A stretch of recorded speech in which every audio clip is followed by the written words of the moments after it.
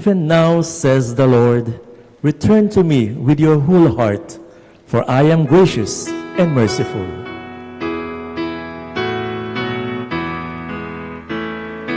Glory and praise to you, Lord Jesus Christ.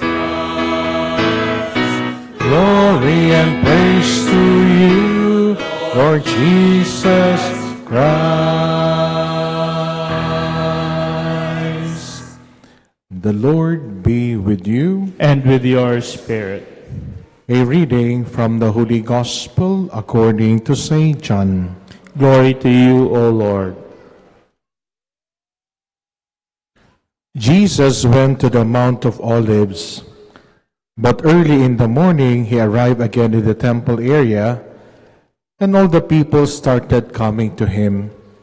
And he sat down and taught them. Then the scribes and the Pharisees brought a woman who had been caught in adultery, and made her stand in the middle. They said to him, "Teacher, this woman was caught in the very act of committing adultery. Now in the law, Moses commanded us to stone such women. What do you say?" They said this to test him, so that they could have some charge to bring against him.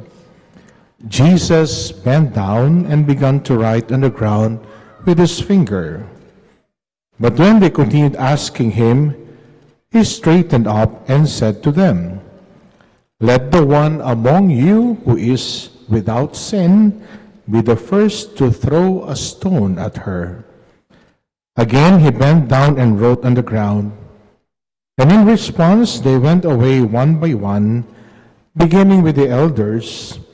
So he was left alone with the woman before him. Then Jesus straightened up and said to her, "Woman, where are they? Has no one condemned you?" She replied, "No one, sir." Then Jesus said, "Neither do I condemn you. Go, and from now on, do not sin anymore."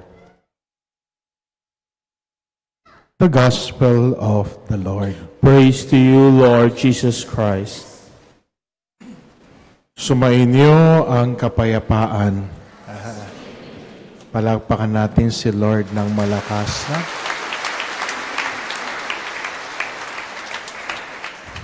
I always consider the celebration of the Eucharist as an act of thanksgiving. Walang nagpapasalamat na malungkot. Lahat na nagpapasalamat, masaya. Amen? Amen. O harapin ang katabi, sabihin mo sa kanya, maraming magagandang bagay ang mangyayari sa iyo. Sabihin niyo, wow. Wow. Lahat kayo nakangiti, ano? No? Ulitin niyo, sabihin niyo, maraming magandang bagay ang mangyayari sa... Ulitin niyo. Sabihin niyo, sa'yo rin, Father. Sabihin niyo nga. Sarap naman, Lord. Sabihin niyo naman sa kapatid ko, sa'yo rin, Monsignor. Wow. Would you like that? Yes or no? Nagkakwentuhan kami, no? May kakilala ako, grabe. Unexpectedly ngayong taon, almost every month, nagta-travel siya. Sabi niya, never in my wildest dream that the Lord will give me this opportunity. Imagine every month. Sabi ko, wow, bongga. Na? And that's what we pray for. Good things we will find in the readings today. Amen? Amen. Siguro nakikita nyo rin itong nakikita ko sa Reels. Tinatanong si Siri, Siri, what will happen to the Philippines in 2025? Sabi ni Siri, in 2025, August 22, 4 o'clock in the morning, there will be 8 of 2 magnitude earthquake in the Philippines. Diyos ko, tumigil ka, Siri. No? Narinig niyo yun? Yes or no? Ang ginawa ko, kinausap ko si Alexa. Sabi ko sa Alexa lang, kausapin ko, Alexa, what will happen to the Philippines in 2025? Sabi ni Alexa, I'm sorry, I cannot answer your question. Okay si Alexa, ano? You know, what will happen to us? Let us take a look at the first reading from the book of the prophet Isaiah. What are the lessons we find? First, sabi ni Prophet Isaiah, remember that God is not only a creator, but God is also a redeemer. I like that. He is not only a creator, He does not only give us life, but He sustains life. Galing, ano? And not only that, when we fail, God lifts us up. He is not only a creator, but God is also a redeemer. Amen? Amen. Sabi niyo sa katabi niyo, may plano si Lord sa iyo. Kalma lang. Sabi niyo. Di ba? Di ba? Yung mga bata uso ngayon sa kanila, success! Di ba? Kalma lang. Chill lang.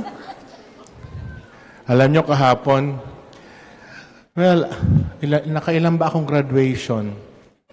Hindi ko mabilang ilang graduation, ilang recognition, ilang moving up. Sabi ko, Lord, matatapos din ito. Natapos din kahapon, 7 hours. But you know, it ended with a smile. Why? We invited one of our graduates to inspire our students. Sabi niya, 2024 was the most difficult year for her. Sabi niya, a week before the result of the bar exam was released was the most difficult days for her. Nag-a-anxiety na daw siya. Sabi niya, Lord, gusto ko lang pong katahimikan. Sige na, Lord, tatanggapin ko na kung ano man ang resulta. Okay na sa akin, Lord. Just give me peace. Nagpunta daw siya sa Baklaran. Nagsimba siya. Nung magsimba daw siya, nagulat siya. Yung nagmimisang pare, guwapo. Sabi ko, grabe ka naman, guwapo lang, nagulat ka. Tapos, pakatapos, that was December 8. December 11 daw, yung nakita niyang nagmisa sa Baklaran nung December 8, nung magsimba naman siya sa isang simbahan, December 11, nakita na naman daw niya yung pare, yun naman ang nagmisa, guwapong-guwapo daw. Hulaan niyo kung sino. Sino? Grabe naman kayo manloko, ha? Grabe naman kayo manloko, no? Sino nga? Sige, lokohin niyo ako, na? Wala naman sinabing gwapo. Sinabi niya, nabigla daw siya ka December 8. Sabi niya, nung magsimba ko, Father, sa Baklaran, Father, nakita kita.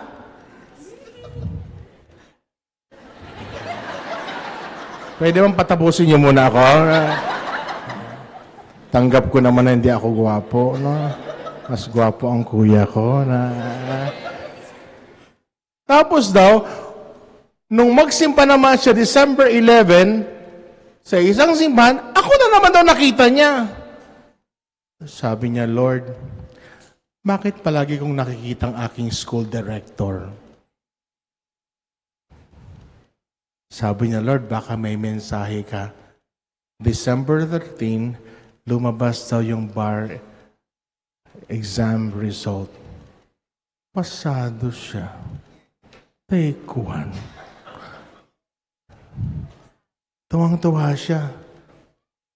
Sabi niya, Father, Hindi ko sinabi siya personally. Gusto ko talagang sabihin ito sa maraming makarinig para alam nila na ang bawat isa sa atin pwedeng gamitin ni Lord para magbigay ng pag-asa.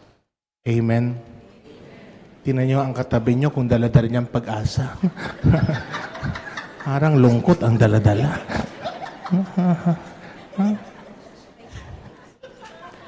Pagkatapos ng graduation rite, palabas na ako.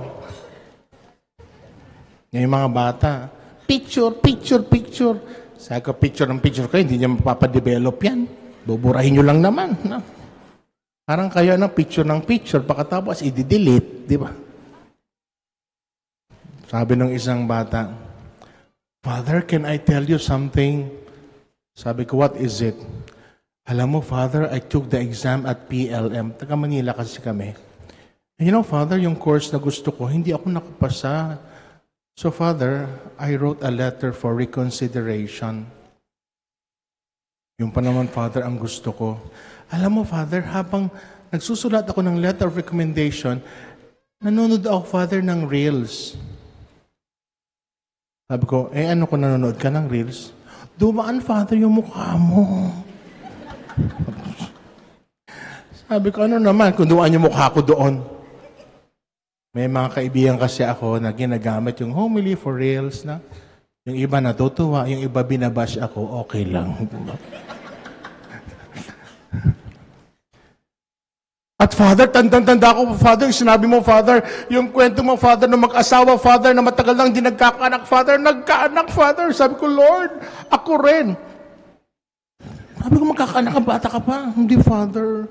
I was just comparing myself to that woman expectant for a child. Sabi niya, wow.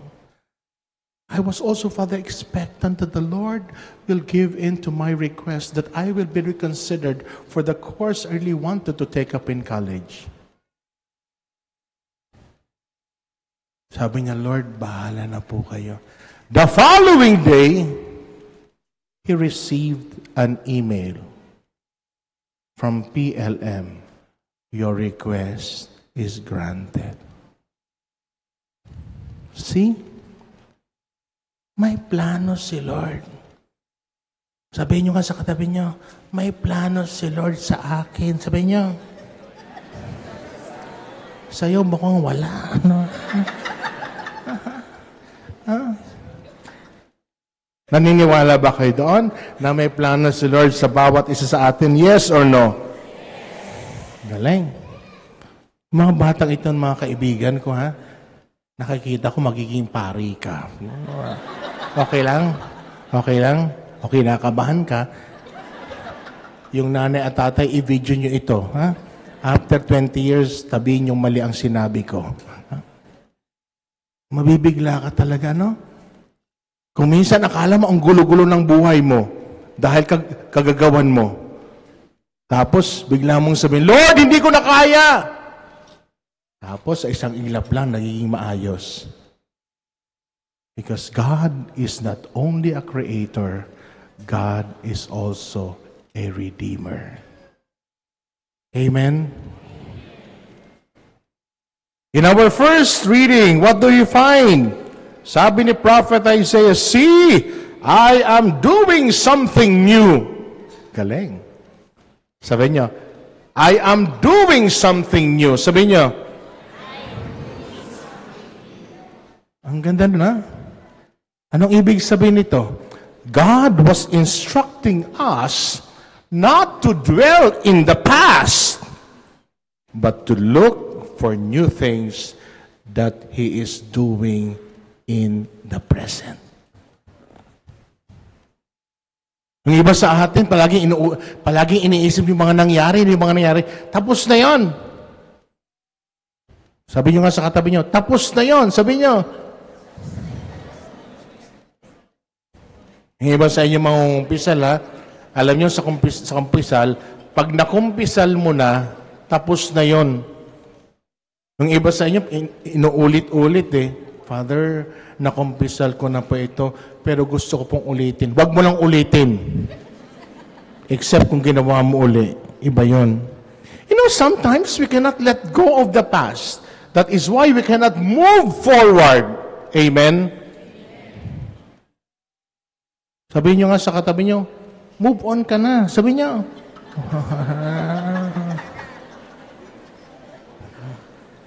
Tawa ng tawa yung lalaking ito. Na? Yung katabi mo, ano mo yan? Ano? Girlfriend. Magkakatuluyan kaya kayo? Ako'y nagtatanong lang na ipagdadasal ko na sana, oo, yan. Ngumiti yung girlfriend. Ganda yun, ha? Even in terms of forgiveness, hindi tayo makapagpatawad. Dahil may ginawa sa atin, apektado tayo. Samantala, yung ginawa mo ng yung gumawa sa'yo ng kalokohan, ngiti na ng ngiti, ikaw hindi ka baka makapag-move on. Ikaw ang kawawa. You understand? Yes or no? Mga mag-asawa na away ng away. Yung mga ginawa ng mga panahon ng kopong-kopong, pag nag-away, uulitin, sasabihin na naman. Masakit yun sa tenga. Amen? Kaya mga babae, tumigil kayo. Ulit-ulit na lang kayo. Duda kayo ng duda. Huh? You understand? Uy, kinakausap ko kayo. You understand?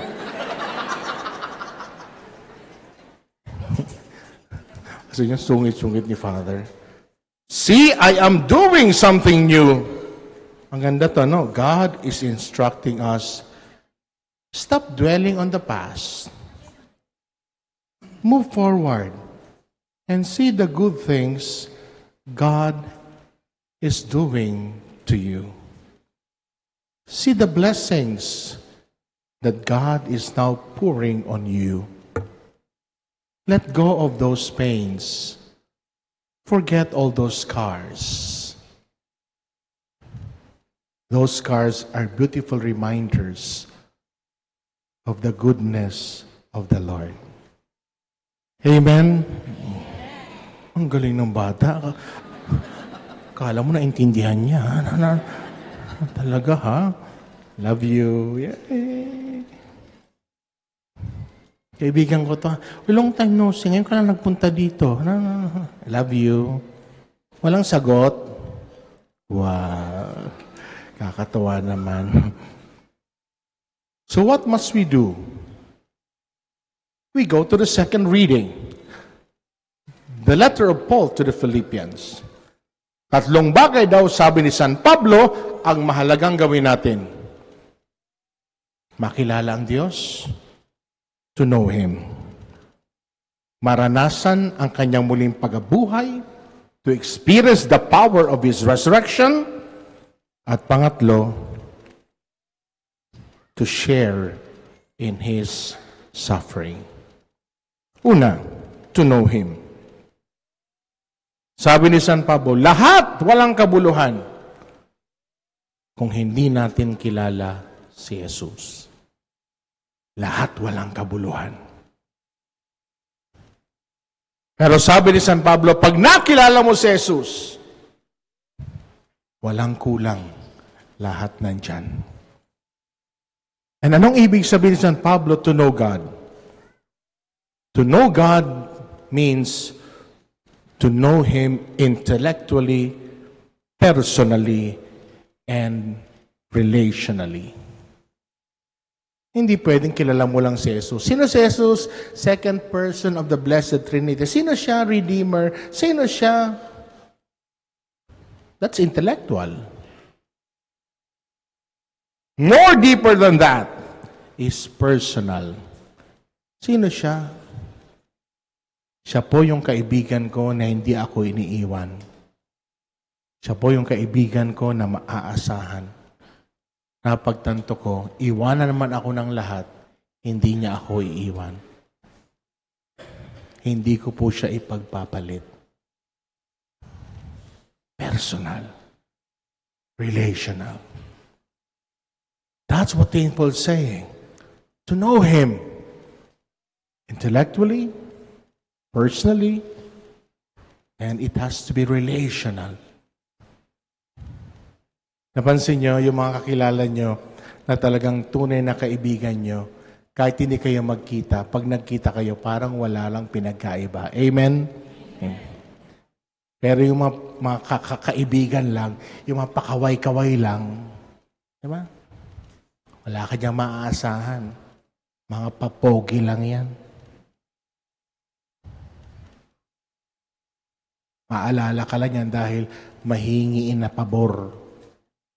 Pero yung kaibigan, hindi naman humingi ng pabor. Makita mo lang, mapapangiti ka na. Amen? Tingnan nyo ang katabi nyo kung mapangiti kayo. Tingnan nyo ang mukha kung mapangiti kayo. Napapansin ko parang magkakaklase na kayo May mga permanent seat na kayo. Nabili nyo na yung mga upuan na yan. Parang kabisado ko na mga upuan nyo